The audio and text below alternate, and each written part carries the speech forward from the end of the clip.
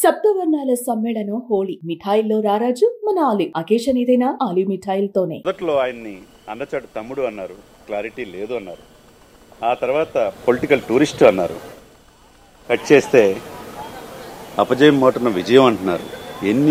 ఎవరు అన్నా ఆయన్ని ప్యాకేజ్ స్టార్ అన్నా, మ్యారేజ్ స్టార్ అన్నా, దత్తపుత్రుడన్నా ఎక్కడా చెల్లించలా.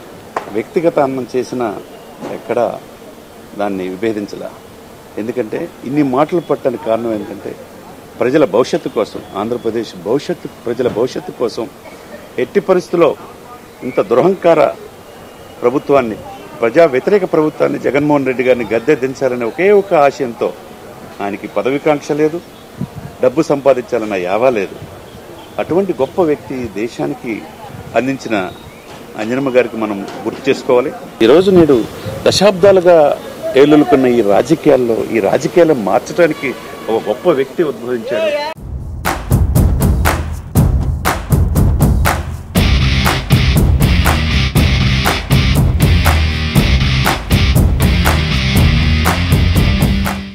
ఈ జనసేన ఆవిర్భించిన ఈ 12 సంవత్సరాల్లో అనేక అవహేళనను, గెలుపనేది చూడని వ్యక్తి ఈ 12 సంవత్సరాల తర్వాత సుదీర్ఘమైన ఈ జర్నీలో 12వ ప్లీనరీ సభలో విజయోత్సవ సభగా నామకరణం చేసుకుని ఈ రోజున పవన్ కళ్యాణ్ గారు ఇదే ప్రసంగం, ఇదే స్టేజి మీద ఇచ్చేయబోతున్నారు. ఇదే సీట్లో ఆయన కూర్చోబోతున్నాడు.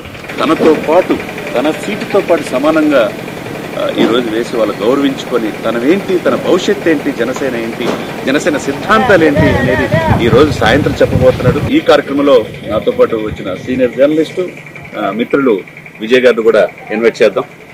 విజయ్ గారు. హాయ్ చంద్ర గారు. Welcome sir. Welcome. Thank you. మీరు కూడా చూశారు, మనం కూడా ఎన్నో ఇంటర్వ్యూలు చేసాం సుమన్ టీవీలో. ఎందుకంటే యుగానికి ఒక్కడు అన్నట్టుగా పవన్ కళ్యాణ్ గారు ఎదిగిన తీరు నీకైనా నాకైనా అందరికి తెలిసిన అంశం. ఎందుకంటే నేను పుట్టిన ప్రకాశం జిల్లాలో వాళ్ళ నాన్నగారు ఎక్సైజ్ ఎస్ఐగా పనిచేశాడు. ఆ తర్వాత చిరాల్లో పనిచేశాడు. కట్ చేస్తే మీరు నెల్లూరులో మీరు దగ్గరగా చూశారు. ఎందుకంటే వాళ్ళకి ఆయన పెరిగిన విధానం. ఈ సమాజంలో ఎందుకు ఇంత వివక్ష, మహిళల పైన కామెంట్స్, ఎందుకు సమాజంలో మనం బతకలేమా అనే పరిస్థితి నుంచి చదివింది ఇంటరే, కానీ సమాజాన్ని చదివాడు. ఈ రోజు ఆంధ్రప్రదేశ్కే కాకుండా రాజకీయాలకు సంపూర్ణంగా మార్చేశాడు. ఏమంటారు?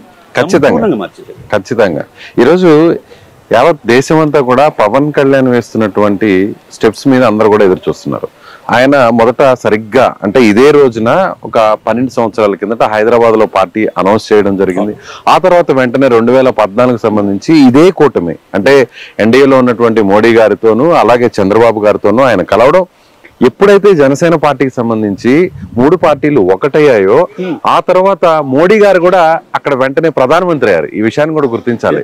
సో ఇదే ఈ ప్రాంతంలోనే అంటే ఆయన జనసేన పార్టీ ఆవిర్భావం తర్వాతే, ఈ 3 పార్టీలు కలయిక తర్వాతే అప్పుడు మోడీ గారు ప్రధాని అయ్యారు. ఈ విషయాన్ని కూడా గుర్తించుకోవాలి. మళ్ళీ తర్వాత 5 ఏళ్ల తర్వాత కాదు, ఏ స్థానంలో పోటీ చేయలేదు, సంపూర్ణ మద్దతు ఇచ్చారు తెలుగుదేశం పార్టీకి, బీజేపీకి. ఎక్కడ కూడా ఒక్క స్థానంలో కూడా ఆయన కానీ లేదంటే పార్టీకి సంబంధించిన నాయకులు ఎవరు కూడా పోటీ చేయలేదు. ఇదేమి పార్టీ, కేవలం పార్టీని ఆయనకు ఉన్నటువంటి పాపులారిటీని ప్రకటించుకొని జస్ట్ టీడీపీకి బీజేపీకి ఆయన ఒత్తాసు పలికేరు తప్ప ఆయనకి రాజకీయ వ్యూహం లేదని అందరూ కూడా విమర్శించారు. సరిగ్గా ఆ తర్వాత 5 ఏళ్ల తర్వాత 2019లో చూస్తే సో ఈయన సింగిల్ గా పోటీ చేయాలని డిసైడ్ అయ్యారు. కాబట్టి భీమవరం కావచ్చు లేదంటే గాజువాక్ కావచ్చు 2 స్థానాలు కూడా ఓడిపోయారు. ఒక్క స్థానంలో రాజోల్లో మాత్రమే జనసేన పార్టీ గెలిచింది. ఆ తర్వాత తీసుకెళ్ళింది వైసీపీ ఆయన కూడా. ఇక చూస్తే సరిగ్గా మూడేళ్ల కిందట అంటే మనం చెప్తే ఇప్పటం సభలో చూసినట్లయితే 23 అంటే 2023లో ఆయన మళ్ళీ కలవాల్సినటువంటి అవసరం ఉంది, మన బలం ఒక్కటే సరిపోదు, వైసీపీని దించాలి అంటే అంటూ మళ్ళీ ఆయన కూడా కూటమిని కలవడం, కూటమిలోకి రావడం, టీడీపీని బీజేపీని జత చేయడం అంతా కూడా చాలా కీలకంగా వ్యవహరించారు. సో ఇప్పుడు ఈ రోజు జరుగుతున్నటువంటి సభ చూస్తే ఆ విజయోత్సవ సభగా దాన్ని ఖచ్చితంగా చెప్పవచ్చు. ఆయన వేసిన ఈ 12 సంవత్సరాల్లో ఆయన వేసిన ప్రతి అడుగు కూడా ఒక రాజకీయ వ్యూహంతోనే వేశారని ఖచ్చితంగా చెప్పచ్చు. విజయ్ గారు మీరు చెప్పినట్టుగా ఎక్కడ తొనకల బెనకల ఆయన అవహేళనని పట్టించుకోవాలా, వ్యక్తిగతాన్ని దూషించిన ఎక్కడ కామెంట్ చేయాల, అంత స్థితప్రజ్ఞత పవన్ కళ్యాణ్ గారిలో రావటం ఈ దశాబ్దన్నర పైన పోరాటం. తన అన్నగారు చిరంజీవి గారిని చూసి ఆయన ఫస్ట్ ఒక మార్పు కోసం అయితే ప్రజారాజ్యం పెట్టారు. చాలా మంది అనుకుంటారు ప్రజారం పెట్టారు, ఆయన సక్సెస్ కాలేదు. నిజంగా సక్సెస్ అయ్యాడు చిరంజీవి గారు. ఎందుకంటే సామాజిక సంఘంలో భాగంగా జనరల్ సీట్లో కూడా 110 సీట్లు బీసీలకి ఇచ్చిన సమయంలో మీ మునిమ్మ తుపాకులు మునిమ్మ కోవూరులో ఎస్టీ క్యాండిడేట్ కూడా అక్కడ జనరల్ సీట్ లో 40 మీద పోటీ చేయించిన పరిస్థితి. సహాయం చేశారంటే ఎంత మంచి మార్పు కోసం ఆరో చిరంజీవి గారు ప్రయత్నం చేశారు. కట్ చేస్తే 18 మంది ఎమ్మెల్యేని 18% ఓటు బ్యాక్ తెచ్చుకోగలిగారు. ఆ తర్వాత కంటిన్యూ క్రమంలో కాంగ్రెస్ లో మెచ్చేయటం, పవన్ కళ్యాణ్ గారు విభేదించడం కావచ్చు, ఏదైనా రాజకీయాలకి సరికొత్త రాజకీయాల్లో రావాలి, నాతో పాటు 10 సంవత్సరాలు నడిచేవాళ్ళు నాతో రాండి అన్నాడు. ఈ రోజు ఆ రిజల్ట్ మనం చూస్తున్నాం. ఎందుకంటే మీరు చెప్పినట్టుగా యూపీలో తగ్గింది బీజేపీ క్రాప్, మహారాష్ట్రలో తగ్గింది, బీజేపీ ప్రాంతాల్లో తగ్గితే మళ్ళా బీజేపీ అధికారంలో వస్తుందా, ఎన్డీఏ అధికారం వస్తుందా లేని పరిస్థితిలో కాంగ్రెస్ వస్తుందనే సమయంలో ఆ రోజు పవన్ కళ్యాణ్ గారు చెప్పిన సూచన టీడీపీని కలుపుకోవాలని. మీరు అన్నట్టు ఇప్పటి గ్రామసభలోనే కలిసి వెళ్తున్నాను, అప్పటికి బీజేపీకి చెప్పలా లేదు. అలాగే రాజమండ్రి జైలు బయటకు వచ్చిన తర్వాత కూడా అక్కడ కూడా బీజేపీతో ఏ మాట కూడా చెప్పలేదు. అందరూ కూడా ఆవేశంలో తొందరపడి ఒక నిర్ణయం తీసేసుకున్నారు, ఎమోషనల్ అనుకున్నారు. కానీ ఆయన వేసిన ప్రతి అడుగు కూడా రాజకీయ వ్యూహంతోనే ఈయన ముందుకు వచ్చి అనౌన్స్ చేశారు. కాబట్టి బీజేపీ కూడా ఇంకా తప్పనిసరి పరిస్థితిలో రావాలి. ఎందుకంటే బీజేపీ కూడా నమ్ముకునింది ఇక్కడ పవన్ కళ్యాణ్.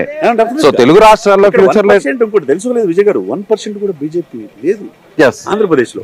అటువంటిది బీజేపీ ఉనికిని ఈయన కాపాడాడు.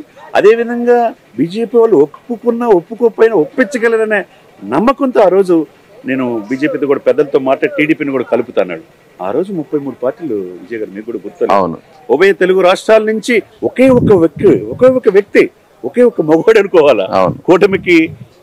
ఆ రోజు ఎమ్మెల్యే కూడా కాదు. మరి ఎందుకు మోదీ గారు పిలిచారంటే మోదీ గారు పవన్ కళ్యాణ్ గారిలో ఎప్పుడు చూశాడు ఒక మంచి రాజకీయ నాయకుడు. తుఫాన్ అన్నారు. తుఫాన్ ఈయన పవన్ గారు తుఫాన్ అన్నాడంటే పార్లమెంట్ సాక్షిగా ఆయనకి ఇంకేం కావాలండి. అలాగే ఎక్కడ కూడా ఎంత ఎదిగినా కూడా పవన్ కళ్యాణ్ గారు ఆయన ఎమ్మెల్యేగా గెలిచిన డిప్యూటీ సీఎం అయినా ఆ తర్వాత కూడా నేరుగా వారి అన్న దగ్గరికి వెళ్ళడం, ఆ పాదాలకు నమస్కరించడం, సాష్టాంగ నమస్కారం చేయడం, అవి చూస్తే ఈ కుటుంబాన్న ప్రపంచవ్యాప్తంగా కళ్ళమ్మ నీళ్లు పెట్టుకున్నారు సార్. అవును, ఇటువంటి ఈ కుటుంబాన్ని ఎంత వ్యక్తిగతనం చేసింది. అంజనమ్మ గారి బిడ్డ పద్మవిభూషణుడు ఒక ఆయన చిరంజీవి గారు, 2 పవన్ కళ్యాణ్ రాజకీయాలకి తన నాగబాబు గారిని చూసి నేర్చుకున్నారు.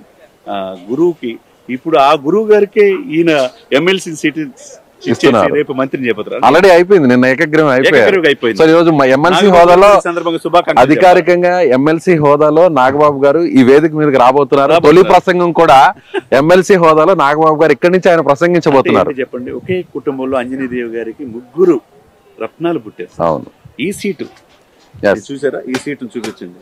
ఈ సీటు, ఈ సింహాసనం కోసం 12 సంవత్సరాల కళ.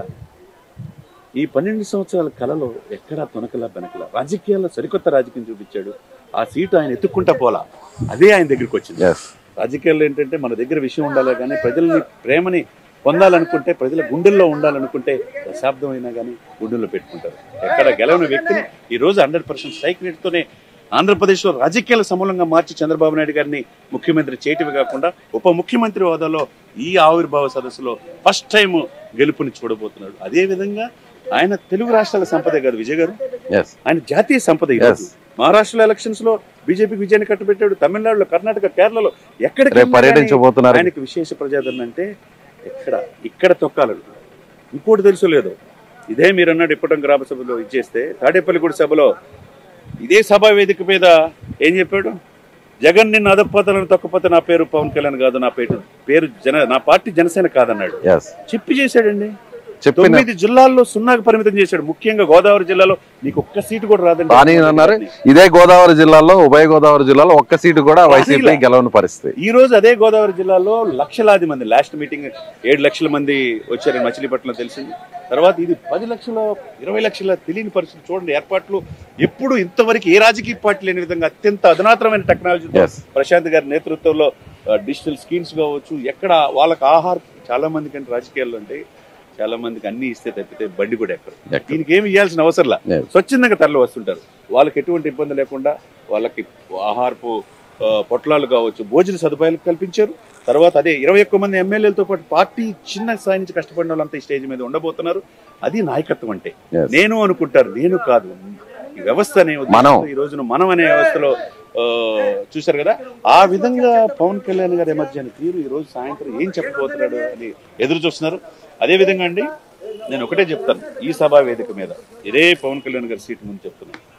ఎందుకంటే 2 సంవత్సరాల నుంచి మనం చూసాం మనం సుమన్ టీవీలోనే మనం చెప్పాం. ఆ రోజు రాజకీయాలు శాసించబోతున్నాడు, ఎన్డీఏలో is the key role of NDA, political star గా అవతరిస్తున్నాడు అని చెప్పి ఆ రోజే చెప్పారు.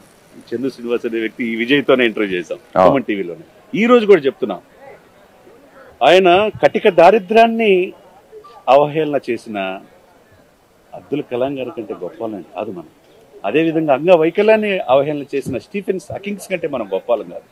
23 సంవత్సరాలకు ఉరికమ్మాన్ని ముద్దాడిన భగత్ సింగ్ కంటే మనం గొప్పవాళ్ళం కాదు. జాతీయ అహంకారాన్ని ఎదురొడ్డి ఓడిన నెల్సన్ మండేలా కంటే మనం గొప్పవాళ్ళం కాదు. ఇవన్నీ కలిస్తే -°C దేశ రక్షణ కోసం పనిచేసే సైనికుల కంటే మనం గొప్పవాళ్ళం కాదు. ఈ రోజున ఇవన్నీ కూడా లక్షణాలు పునికి పుచ్చుకున్న గొప్ప వ్యక్తి పవన్ కళ్యాణ్. ఎందుకంటే జనం మనం కలిస్తే జనం కలిస్తే జనసేన ప్రభంజనం అని ఈ రోజున ఈ ఆవిర్భావ సదస్సు ఇంత వేదిక లక్షలాది మంది మధ్య జరగటం, ఆ రోజున ఎన్టీ రామారావు గారిని చూసాం. రాజకీయాల మార్పు, ఇందిరాగాంధీకి విభేదించి ఆత్మగౌరవ తెలుగువారి ఆత్మగౌరవ కోసం, ఆ తర్వాత బహుభాషా కోవిదుడు పివి నరసింహారావు క్రైసిస్ మూమెంట్ లోనే ఈ దేశాన్ని నడిపించిన పివి నరసింహారావుని చూసాం. ఆ తర్వాత నేటి తరం పవన్ కళ్యాణ్ గారిని చూస్తున్నాం. 7 భాషల్లో పనిచేసిన వ్యక్తి. ఈ రోజు దేశ రాజకీయాల్లో ఆయన లేని రాజకీయం ఊహించుకోవటానికి కష్టం అన్నట్టుగా ఉన్న ఈ సభ గ్రాండ్ గా సక్సెస్ కావాలని సుమన్ టీవీ హృదయపూర్వకంగా కోరుకుంటుంది. విజయ్ గారు, థ్యాంక్ యూ. Thank you.